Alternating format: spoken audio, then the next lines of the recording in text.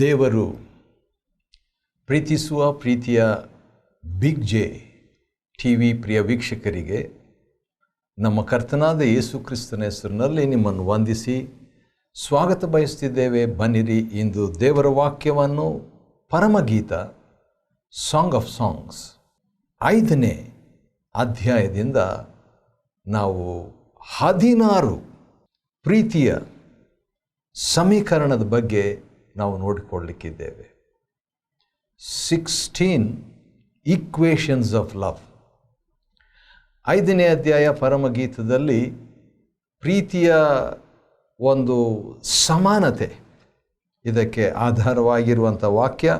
5ನೇ ಅಧ್ಯಾಯದಲ್ಲಿ 15ನೇ ವಚನ ಈ ರೀತಿಯಾಗಿದೆ. ಅದೇನೆಂದರೆ, ಲೆಬನೋನಿಗೆ ಸಮಾನ ಎಂಬುದಾಗಿ ಹೇಳುವಾಗ ಆ ಸಮೀಕರಣವನ್ನು, ಆ ಈಕ್ವೇಷನ್ಸ್, ಪ್ರೀತಿಯ ಸಮೀಕರಣವನ್ನು ಸೂಚಿಸುವಂಥದ್ದಾಗಿದೆ. ಪ್ರೀತಿ ಒಂದು ರೀತಿಯಿಂದ ಅದು ಒಂದು ಸೂತ್ರ, ಆದರೆ ಸೂತ್ರಕ್ಕಿಂತಲೂ ಫಾರ್ಮುಲಾಗಿಂತಲೂ ಮಿಗಿಲಾದದ್ದು. ಆದರೂ ಕೂಡ ನಮ್ಮ ಅಧ್ಯಯನಕ್ಕಾಗಿ ಆ ಪ್ರೀತಿಯ 16 ವಚನಗಳಿದೆ 5ನೇ ಅಧ್ಯಾಯದಲ್ಲಿ. ಈ 16 ಪ್ರೀತಿಯ ಸಮೀಕರಣಗಳನ್ನು ನಾವು ನೋಡಿಕೊಳ್ಳೋಣ. ಮೊದಲನೇದಾಗಿ 5ನೇ ಅಧ್ಯಾಯ 1ನೇ ವಚನದಲ್ಲಿ, ನನ್ನ ತೋಟ. ಹೌದು, ಪ್ರೀತಿ ನನ್ನ ತೋಟವಾಗಿದೆ, ವೈಯಕ್ತಿಕ ತೋಟವಾಗಿದೆ.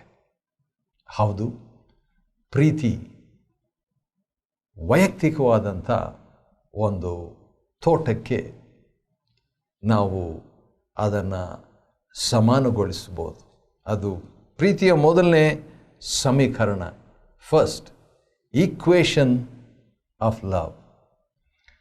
ತೋಟ ಅಂತ ಹೇಳಿದ ಮೇಲೆ ಅದನ್ನು ಕೆಲಸ ಮಾಡಬೇಕು, ಅದರಲ್ಲಿ ಕಾರ್ಯಗತರಾಗಬೇಕು, ನೀರು ಅದಕ್ಕೆ ಕಾಯಿಸಬೇಕಾಗ್ತದೆ, ಅದರಲ್ಲಿ ಆ ಹಣ್ಣು ಹೂಗಳು ರಮ್ಯತೆಯನ್ನು ಕೊಡುವಂಥದ್ದಾಗಿದೆ.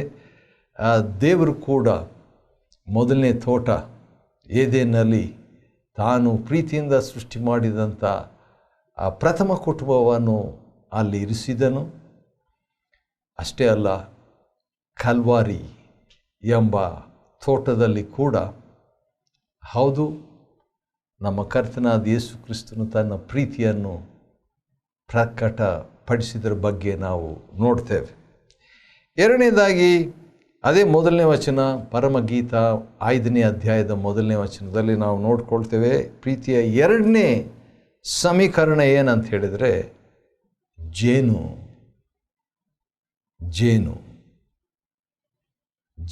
ತುಪ್ಪ, ಜೇನು ಅಂತ ಹೇಳಿಬಿಟ್ಟು. ಅದರಿಂದ ನಾವು ತಿಳ್ಕೊಳ್ತಕ್ಕಂಥ ಒಂದು ಸಂಗತಿ, ಹೌದು, ಆ ಜೇನಿಗೆ ಅದು ಸಮೀಕರಣವಾಗಿದೆ ಪ್ರೀತಿ. The second equation of love is honey. ದೇವರು ತನ್ನ ಜನರಿಗೆ ಹಾಲು ಜೇನು ಪ್ರವಾಹಿಸುವಂಥ ಒಂದು ದೇಶವನ್ನು ಕೊಡ್ತೇನೆ ಅಂತ ಹೇಳುವಾಗ ಅದು ಆತನ ಪ್ರೀತಿಯ ಒಂದು ಪ್ರಕಟಣೆ. ಏನಾದರೂ ಒಂದು ಯಾರಿಗಾದರೂ ಕೊಟ್ಟರೆ, ನಾವು ಅದರಲ್ಲಿ ಭಾಳ ಬೆಲೆಯುಳ್ಳಂಥದ್ದು ಕೊಟ್ಟರೆ, ಅದಕ್ಕೆ ಅನೇಕ ಕಾರಣಗಳಿರ್ಬೋದು. ಅದರಲ್ಲಿ ದೊಡ್ಡ ಕಾರಣ ಏನಂದರೆ ಪ್ರೀತಿ. ಅದರಲ್ಲಿ ಫ್ರೀಯಾಗಿ ಕೊಟ್ಟರೆ ಖಂಡಿತವಾಗಿ ಪ್ರೀತಿ. ಯಾಕಂತ ಹೇಳಿದರೆ, ದೇವರು ಕೂಡ ನಮಗೆ ಕೊಡುವಾಗ ತನ್ನನ್ನೇ ಕೊಟ್ಬಿಟ್ನು. ಮಹಾಪ್ರೀತಿ. ಬೇರೆ ಏನೂ ಇಲ್ಲ, ಬೇರೆ ಏನು ಹೇಳಲಿಕ್ಕಾಗ್ತಾ ಇಲ್ಲ, ಬೇರೆ ಕಾರಣನೇ ಇಲ್ಲ. ಪ್ರೀತಿ ತನ್ನನ್ನೇ, ತನ್ನ ರಕ್ತವನ್ನೇ, ತನ್ನ ಸಮಯವನ್ನೇ, ತನ್ನ ಕಾಲವನ್ನೇ, ತನ್ನ ಜೀವನವನ್ನೇ ನಮಗೆ ಕೊಟ್ಟೋದ್ರಲ್ಲಿ ಅದು ಪ್ರೀತಿ. ಅಂಥ ಪ್ರೀತಿಯ ಜೇನು, ಆ ಮಧುರ, ಆ ಸಿಹಿಯನ್ನು ನಾವು ಅನುಭವಿಸುವುದಷ್ಟೇ ಅಲ್ಲ, ದೇವರಿಗೂ ಆ ಪ್ರೀತಿಯನ್ನು, ಆತನ ವಾಕ್ಯವೆಂಬ ಜೇನು, ಅದನ್ನು ನಾವು ಸವಿದು ನೋಡಿ ಇತರರಿಗೆ ಹಂಚಿಕೊಡ್ತಕ್ಕದ್ದು. ಸರಿ, 3ನೇದಾಗಿ ಪಾರಿವಾಳವೇ. ಪ್ರೀತಿಯ ಮತ್ತೊಂದು ಸಮೀಕರಣ ಏನಂದರೆ ಪಾರಿವಾಳ. ಯಾರು ಪಾರಿವಾಳ? ಹೌದು, ಕಾಂತಳು ಪಾರಿವಾಳ ಅಂತ 2ನೇ ವಚನ. ಆದರೆ 12ನೇ ವಚನದಲ್ಲಿ ನೋಡುವಾಗ ಅವನ ಬಗ್ಗೆ ಅವನ ವ್ಯಕ್ತಿಯ ಬಗ್ಗೆ ಅದು ಆತನಿಗೂ ಕೂಡ ಪಾರಿವಾಳ ಅಂತ. ಇಬ್ಬರೂ ಕೂಡ ಪಾರಿವಾಳ. ಪಾರಿವಾಳವೇ ನಿರ್ಮಲೆಯೇ. ಹಾಗಾದರೆ ನಿರ್ಮಲತೆಯನ್ನು ಸೂಚಿಸುವಂಥದ್ದು ಪ್ರೀತಿಯ ಮತ್ತೊಂದು ಸಮಾನತೆ ಏನಂದರೆ ಪಾರಿವಾಳ, ನಿರ್ಮಲತೆ, ಪ್ರೀತಿಯಲ್ಲಿ ಶುದ್ಧತ್ವ. 4ನೇ ವಚನದಲ್ಲಿ ಪ್ರೀತಿಯ 4ನೇ ಒಂದು ಸಮೀಕರಣವನ್ನು ನಾವು ನೋಡಿಕೊಳ್ಳೋಣ. 4th ಈಕ್ವೇಷನ್ ಆಫ್ ಲವ್ ಏನಂದರೆ ಬಾಗಿಲು. ಈಗ ಬಾಗಿಲಲ್ಲಿ ನಿಂತುಕೊಂಡು ತಟ್ತಾ ಇದ್ದೇನೆ ಎಂಬುದಾಗಿ ಪ್ರಕಟಣೆ 3:20. ನಾನೇ ಬಾಗಿಲಾಗಿದ್ದೇನೆ, ಐ ಆಮ್ ದ ಡೋರ್ ಎಂಬುದಾಗಿ ನಮ್ಮ ಕರ್ತನು ತಾನೇ ತನ್ನ ಬಗ್ಗೆ ಹೇಳಿದ್ರ ಬಗ್ಗೆ. ಹಾಗಾದರೆ ಆ ಬಾಗಿಲು ನೋಡುವಾಗ ಒಂದು ಆಹ್ವಾನಕ್ಕೆ ಸಮೀಕರಣ. ಹೌದು, ಪ್ರೀತಿಯಲ್ಲಿ ಆಹ್ವಾನ ಉಂಟು. 5ನೇದಾಗಿ ಅಂದ ಹಾಗೆ ನಾವು 5ನೇ ಅಧ್ಯಾಯ ಪರಮಗೀತದಲ್ಲಿ ಪ್ರೀತಿಯ 16 ಸಮೀಕರಣಗಳನ್ನು ನೋಡಿಕೊಳ್ತಿದ್ದೇವೆ. 16 ಈಕ್ವೇಷನ್ಸ್ ಆಫ್ ಲವ್. ಅದರಲ್ಲಿ ನಾವು ನೋಡುವಾಗ 7ನೇ ವಚನದಲ್ಲಿ 5ನೇ ಒಂದು ಪ್ರೀತಿಯ ಸಮೀಕರಣ ಏನಂತ ಹೇಳಿದರೆ ಗಾಯ ಪಡಿಸಿ. 7ನೇ ವಚನ 5-7. ಅದರಲ್ಲಿ ನೋಡುವಾಗ ಗಾಯಪಡಿಸಿ ಅಂತ ಹೇಳುವಾಗ ಪ್ರೀತಿಯಲ್ಲಿ ನೋವು ಅದು ಒಳಪಟ್ಟಿರ್ತದೆ. ಹೌದು, ನಿಶ್ಚಯವಾಗಿ ನಮ್ಮ ಕರ್ತನಾದ ಯೇಸು ಅದನ್ನು ಬಹಳ ಸ್ಪಷ್ಟವಾಗಿ ಶಿಲುಬೆಯಲ್ಲಿ ರುಜುಪಡಿಸಿಬಿಟ್ರಲ್ವ.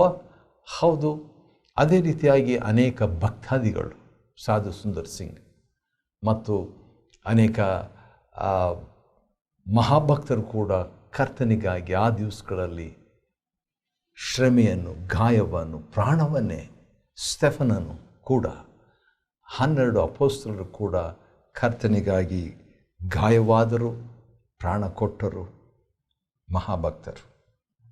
6ನೇದಾಗಿ ಪ್ರೀತಿಯ ಮತ್ತೊಂದು ಸಮೀಕರಣ 7ನೇ ವಚನದ 2ನೇ ಭಾಗದಲ್ಲಿದೆ. ಅದೇನೆಂದರೆ ಮೇಲು ಹೊದಿಕೆ ಕೂಡ ಪ್ರೀತಿಯ ಒಂದು ಸಮೀಕರಣ. ಇದನ್ನು ನಾನು ಯೋಚನೆ ಮಾಡುವಾಗ ನನಗೆ ಬರುವಂಥ ಒಂದು ಯೋಚನೆ ಏನಂತ ಹೇಳಿದ್ರೆ, ಕ್ರಿಸ್ತನು ನಮಗೋಸ್ಕರವಾಗಿ ತನ್ನ ನೀತಿಯ ಮೇಲೊದಿಕೆ ವಸ್ತ್ರವನ್ನು ಕೊಟ್ಟಿದ್ದಾನೆ.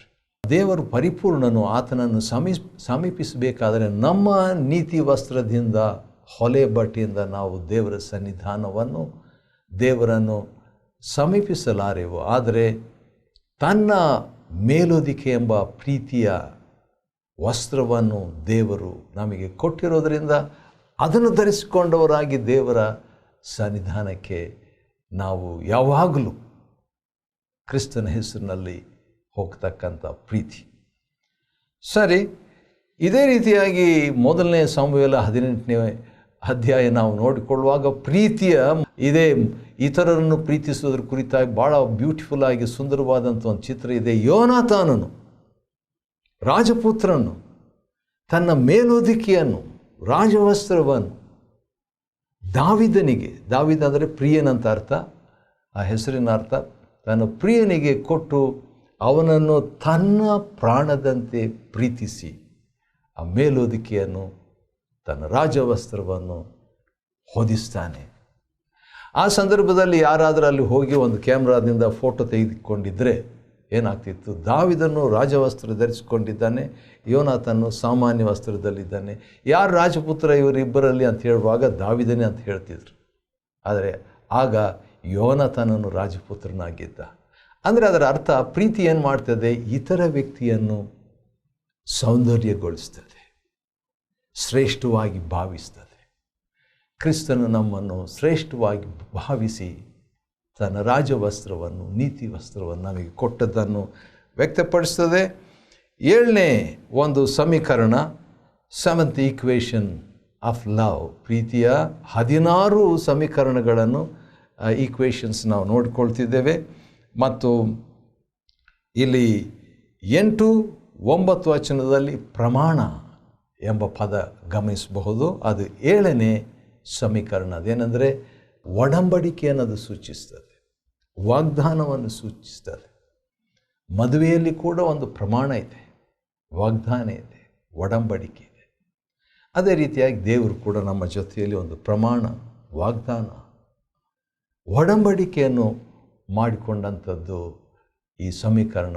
ಮತ್ತೊಂದು ಈಕ್ವೇಷನ್ ಆಫ್ ಲವ್, ಪ್ರೀತಿಯ ಮತ್ತೊಂದು ಸಮೀಕರಣ ಒಡಂಬಡಿಕೆ, ಪ್ರಮಾಣ, ಮಾತು ಖಚಿತ, ಮಾತು ಚೇಂಜ್ ಮಾಡಬಾರ್ದು ಅನ್ನುವಂಥದ್ದು. ಕೆಲವು ಸಾರಿ ನಾವು ಮಾನವರಾದ ನಾವು ಮಾತು ತಪ್ಪಿಸ್ತೇವೆ, ಆದರೂ ಕೂಡ ಹಿಂದಿರುಗಿ ಬರಲಿಕ್ಕೆ ಯಾವ ಅಡ್ಡಿ ಇಲ್ಲ. 10ನೇದಾಗಿ ನಾವು ನೋಡುವುದಾದರೆ 10ನೇ ವಚನ 5-10 ಧ್ವಜಪ್ರಾಯ.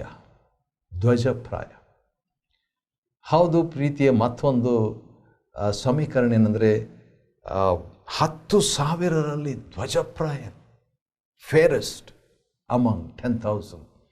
ಪ್ರೀತಿಯ ಮತ್ತೊಂದು ಹೌದು, ಈಗ ತಾನೇ ನಾವು ನೋಡ್ಕೊಂಡಿದ್ವಲ್ಲ ಪ್ರಮಾಣ ಅಂತ ಹೇಳ್ಬಿಟ್ಟು, ಅಥವಾ ಮೇಲುವುದಿಕೆ ಅಂತ. ಇಲ್ಲಿ ಕೂಡ ಆ ಪ್ರೀತಿ ಮತ್ತೊಬ್ಬ ವ್ಯಕ್ತಿಯನ್ನು ಶ್ರೇಷ್ಠ ಎಂಬುದಾಗಿ ಎಣಿಸುವಂತೆ ಮಾಡುವಂಥದ್ದು. ಒಂದು ವಾಕ್ಯ ನನಗೆ ನೆನಪಿಗೆ ಬರ್ತಿದೆ, ಅದನ್ನು ಓದ್ಬಿಟ್ರೆ ಒಳ್ಳೆಯದಂತ ಅನ್ನಿಸ್ತದೆ. ಯಾಕಂತ ಹೇಳಿದ್ರೆ ಆ ಫಿಲಿಪಿ ಪತ್ರಿಕೆಯಲ್ಲಿ ಪ್ರೀತಿಯ ಬಗ್ಗೆ, ಕ್ರಿಸ್ತನ ಬಗ್ಗೆ ಎಲ್ಲರೂ ಸ್ವಾಭಿಮಾನಿಗಳು, ಸ್ವಾರ್ಥಿಗಳು, ಅಥವಾ ಪೌಲನ ಭಾಷೆಯಲ್ಲಿ ಹೇಳಬೇಕಾದ್ರೆ ಎಲ್ಲರೂ ಸ್ವಕಾರ್ಯಗಳ ಮೇಲೆ ಮನಸ್ಸಿಡ್ತಾರೆ ಹೊರತು ಯೇಸು ಕ್ರಿಸ್ತನ ಕಾರ್ಯಗಳ ಮೇಲೆ ಮನಸ್ಸಿಡ್ತಾ ಇಲ್ಲ ಅಂತ. ಆ ರೀತಿಯಾಗಿ ಹೇಳಿಬಿಟ್ಟು ಪೌಲನು 2ನೇ ಅಧ್ಯಾಯದಲ್ಲಿ ಪ್ರತಿಯೊಬ್ಬನೂ ದೀನಭಾವದಿಂದ ಮತ್ತೊಬ್ಬರನ್ನು ತನಗಿಂತ ಶ್ರೇಷ್ಠರೆಂದು ಎಣಿಸಲಿ. 2ನೇ ಅಧ್ಯಾಯ 3ನೇ ವಚನ ಫಿಲಿಪಿ. ಪ್ರೀತಿಯಲ್ಲಿ ಇತರರನ್ನು ಶ್ರೇಷ್ಠ, ದೇವರು ನಮ್ಮನ್ನು ಆ ರೀತಿಯಾಗಿ ಪರಿಗಣಿಸಿದ್ರು, ನಾವು ಕೂಡ. ಇದು ಪ್ರೀತಿಯ ಮತ್ತೊಂದು ಸಮೀಕರಣ. ಹೌದು, ಅದೇ 11ನೇ ವಚನದಲ್ಲಿ ಚೊಕ್ಕ ಬಂಗಾರ, ಪ್ಯೂರ್ ಗೋಲ್ಡ್, ಪ್ರೀತಿಯ ಮತ್ತೊಂದು ಸಮೀಕರಣ. ಶುದ್ಧ ಅಪ್ಪಟವಾದಂಥ ಚೊಕ್ಕ ಬಂಗಾರ, ಹೌದು, ಅದು ಬೆಲೆ ಉಳ್ಳದ್ದು. 13ನೇ ವಚನದಲ್ಲಿ ಪ್ರೀತಿಯ ಮತ್ತೊಂದು ಸಮೀಕರಣವನ್ನು ನೋಡ್ಬೋದು. ಅದೇನಂತ ಹೇಳಿದ್ರೆ ಗಿಡಗಳ ಪಾತಿಗಳಂತೆ ಅಂತ ಹೇಳಿಬಿಟ್ಟು ನೋಡುವಾಗ ಒಂದು ಮಸಾಲೆಯ ವಸ್ತುಗಳು. ಪ್ರೀತಿಯಲ್ಲಿ ಮಸಾಲೆ ಇದೆ, ಹೌದು, ನಿರುತ್ಸಾಹದದ್ದಲ್ಲ, ಅದು ಪರಿಣಮಿಸುವಂಥದ್ದು, ಪರಿಮಳಿಸುವಂಥದ್ದು ಮತ್ತು ಪರಿಗಣಿಸುವಂಥದ್ದು ಈ ಪ್ರೀತಿ ಎಂಬುದಾಗಿ. ಮತ್ತು ಸ್ಪೈಸಸ್ 13ನೇ ವಚನದ 2ನೇ ಭಾಗದಲ್ಲಿ ಪ್ರೀತಿಯ ಮತ್ತೊಂದು ಒಂದು ಸಮೀಕರಣ ಅದೇನಂತ ಹೇಳಿದರೆ ಕೆಂದಾವರೆ, ಕೆಂದಾವರೆ, ಲಿಲಿ. ಹೌದು, ಅದು ಯಾವ ರೀತಿಯಾಗಿ ಅದು ಹಬ್ಬಿ ಹರಡಿ ಬೆಳೆದು ಒಂದು ಸೌಂದರ್ಯವನ್ನು ಕೊಡ್ತದೋ ಆ ರೀತಿಯಾಗಿ ಪ್ರೀತಿಯ ಒಂದು ಸಮೀಕರಣ ಇರುವಂಥದ್ದಾಗಿದೆ. ಮತ್ತು 14ನೇ ವಚನದಲ್ಲಿ 13ನೇ ಪ್ರೀತಿಯ ಒಂದು ಸಮೀಕರಣ ಅದೇನಂತ ಹೇಳಿದ್ರೆ ಬಂಗಾರದ ಸಲಾಕಿ. ಬಂಗಾರ ಅಂಥೇಳಿ ಈಗಾಗಲೇ ಬಂದಿದೆ, ಆದರೆ ಸಲಾಕಿ ಕೂಡ, ಸಲಾಕಿಗಳೋ ಪಾದಿಯಲ್ಲಿರುವಂಥದ್ದು, ಗೋಲ್ಡ್ ರಿಂಗ್ಸ್, ಈ ಪ್ರೀತಿಯ ಮತ್ತೊಂದು ಸಮೀಕರಣ. 14ನೇ ವಚನದಲ್ಲಿ ಪ್ರೀತಿಯ 14ನೇ ಸಮೀಕರಣ ನಾವು ಕಾಣ್ತೇವೆ. ಅದೇನಂತ ಹೇಳಿದ್ರೆ ದಂತ ಫಲಕದ ಹಾಗಿದೆ. ಅದೆಂಥ ಇಂದ್ರನೀಲ ದಂತ ಫಲಕ, ವಾವ್! ಅದರಲ್ಲಿ ಕೂಡ ಪ್ರೀತಿಯ ಒಂದು ಶ್ರೇಷ್ಠತೆ, ಹಗರವಾದದ್ದಲ್ಲ, ಭಾಳ ಅಮೂಲ್ಯವಾದದ್ದು ಪ್ರೀತಿ ಎಂಬುದನ್ನು ಸ್ಪಷ್ಟಪಡಿಸುವಂತೆ ಇರುವಂಥ ಒಂದು ಮಾತನ್ನು ನಾವು ಇಲ್ಲಿ ಗಮನಿಸ್ತೇವೆ.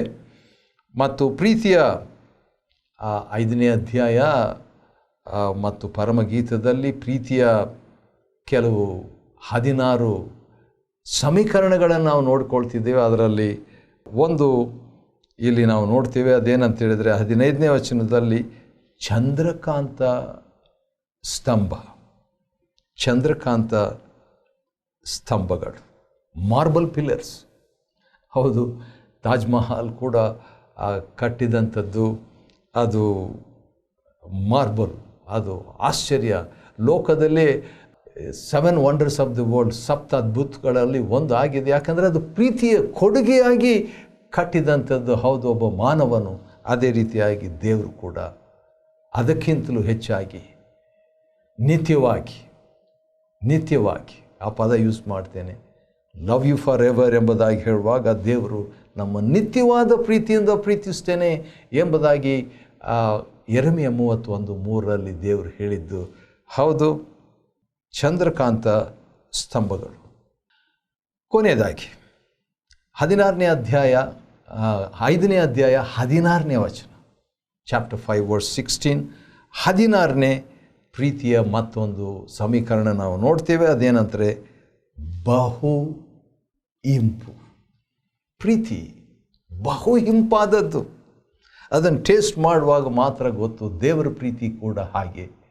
ದೇವರಿದ್ದಾನೆ ಅಂತ ಅನೇಕರು ಹೇಳ್ತಾರೆ, ಆದರೆ ದೇವರ ಪ್ರೀತಿಯನ್ನು ನಾವು ರುಚಿಸುವಾಗ ಬಹು ಇಂಪು ಎಂಬುದಾಗಿ ನಾವು ತಿಳ್ಕೊಳ್ತೇವೆ. ಮತ್ತು ಆ ಪ್ರೀತಿಯಿಂದ ದೇವರನ್ನು ಮಾತ್ರ ಅಲ್ಲ, ನಮ್ಮ ನೆರೆಯವರನ್ನು ಕೂಡ.